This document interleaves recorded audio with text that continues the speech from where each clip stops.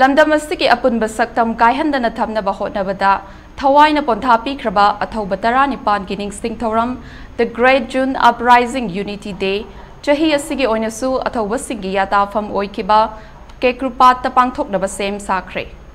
AMUCO amadi UCM Anina Sinduna, Chahi Kudingi Pangtokpa, Haikat Lekat Tambaki Thoram, Pangtok Nabaki Same Sabagi Saruk Ama Oina, U Pambi Kayasu Ngasi Taki.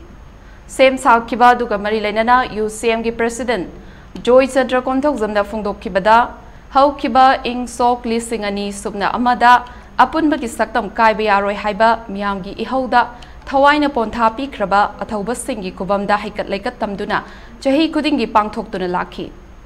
Hantak Jahigi Oinasu Hikat Lekat Tambagi Thoram Pangtokani, Masida Lamdabasigi Miyamna, Athobasigi Mafamda, Hikat Lekat Tamba Sida, Puna Saruk Yamina Si Haina Fungdok Lagli.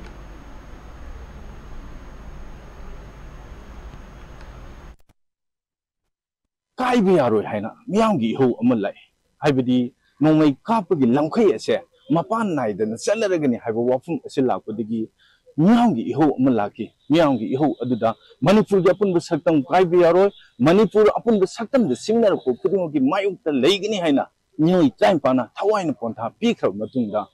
aikoi iramdam sekalakoni maram aduna lai oi khraba adugum laba athobu singum famda hai lei katuna awang buthak de ikai kunna haibase masa musu oiba aikoi thaudang ni haibase nasigi lebakta nasigi iramdam sigi irecha kudimukta thamjari aikoi hairiba adugum lok